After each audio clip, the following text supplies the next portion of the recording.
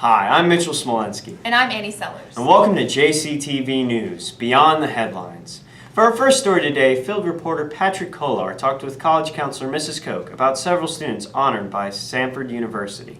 Nick Weldon, Barbara Awad, Catherine Briette, and Juan Campos were chosen by Samford to come to Constitution Fellows Day, a prestigious event that required nomination to attend. Constitution Day is for people who have an interest in law, diversity, and intercultural studies. At the event, the Constitutional Fellows will discuss the Federalist Papers, discuss certain laws with professors at Samford, and will get the chance to see if they are interested in pursuing law in the future. The event will be held at Samford on September 17th. For our next story today, I recently interviewed the new campus minister, Ms. Gaines, where we talked about some of the new ideas she had for campus ministry. Where did you work before you came to John Carroll? I worked as a focused missionary before I came to John Carroll. I was a missionary for 3 years, 2 years at Benedictine College, which was actually the founding school of Focus. And then last August, I moved down here to Birmingham and started up the Focus program at St. Stephen's. And so this is my first year at John Carroll, and I was a Focus missionary beforehand. Do you have any new ideas for campus ministry this year? 3 things that I want to focus on with campus ministry this year are leadership, the person of Christ, and I want to have fun too.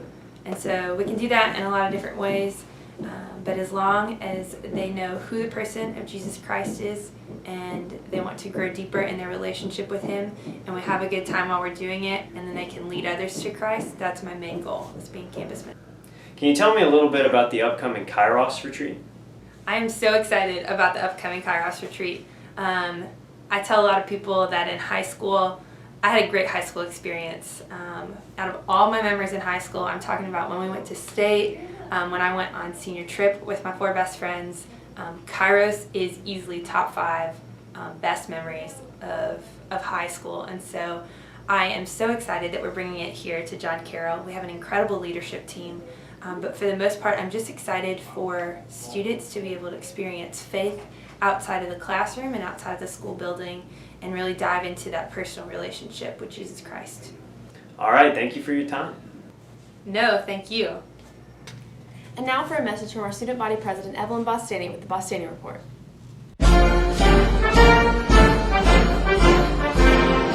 Change for Change shirts have been ordered, so they should be here in the coming weeks. Don't forget, today is the last day to buy your homecoming t-shirt. Please turn in your money and your form to either the office or the concession stand. Freshmen, remember, your retreat is on Friday. You can wear jeans and a John Carroll t-shirt. It's going to be a great time. Thanks, John Carroll. Hope you have a great day.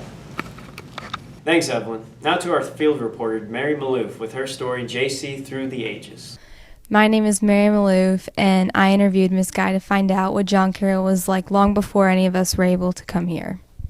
When did your John Carroll experience officially start? In 1981, I came to John Carroll as a teacher of English, and I had, my first experience, I had AP English, which I'd never taught before in my life, so it was interesting. It was very interesting.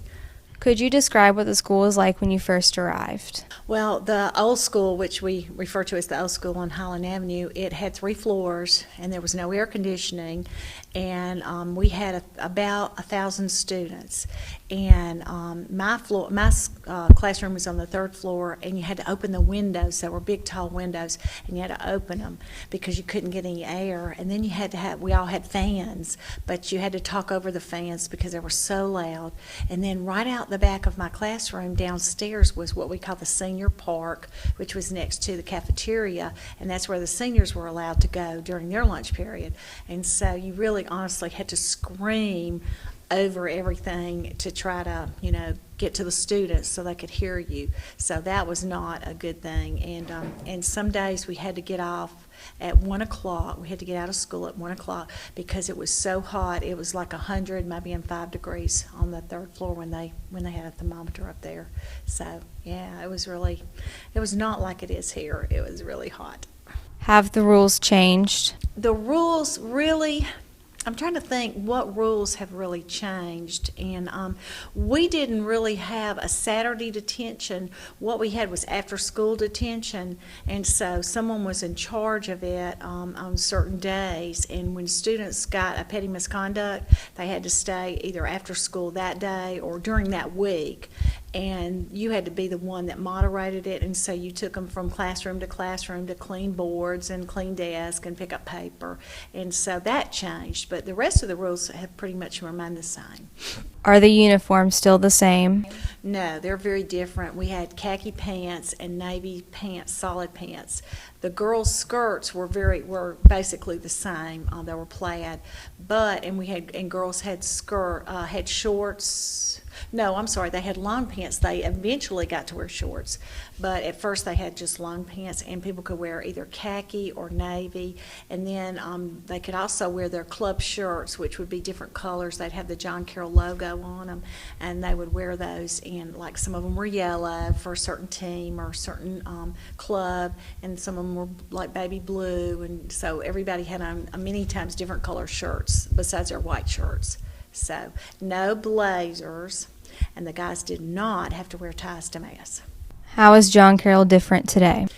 I think certainly the locations would be the first thing, but the fact that we don't have as many students, we have about half the number or a little more than half the number.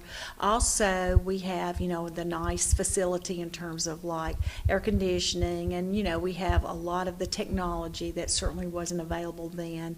And we have a beautiful field right here next to the school. At the old school, you had to go from John Carroll on Highland Avenue all the way to Montclair Road to the football field. So every afternoon we had a huge bus that would take the cheerleaders and the football players over to that field, and that's where they would practice. And then they would get back on that bus and come all the way back over to Highland Avenue where they could get their cars or get their rides. So we have all our facilities right here, our tennis courts, our baseball and softball. So all that's right here, and so that's really good. That's much better. All right, that's all. Back to you guys. Thanks, Mary. And now for our upcoming weather forecast with Patrick Kolar. All right, thanks guys. Here's your weather for the week in John Carroll. Tomorrow, we're going to have mostly sunny sky with the high in the mid-80s and a low in the mid-60s. For Friday Night Lights, we're going to have a sunny day with the high in the mid-80s and a low again in the mid-60s. For your weekend weather, John Carroll, you're going to see a mostly sunny sky with the high at 90 and a low in the mid-60s again. On Monday, expect thunderstorms with the high in the mid-80s and a low in the mid-60s. All right, that's your weather forecast, John Carroll. Back to you guys.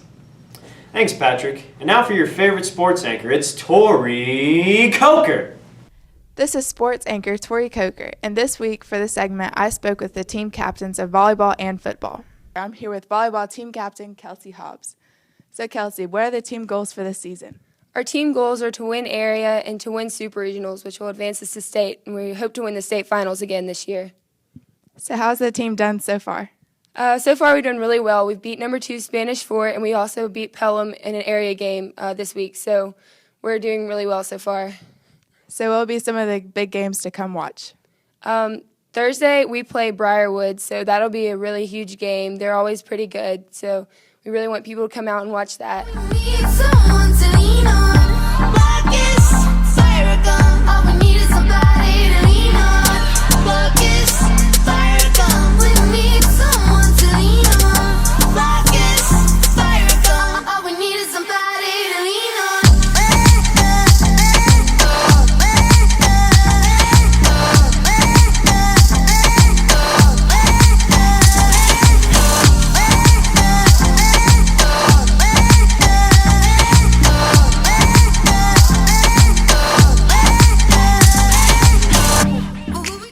Thanks, Kelsey. And I hope everybody comes out and watches our games this year. Next, I spoke with football team captain Peyton Harlow. This year, the strongest aspect of our team is going to come from the defensive line.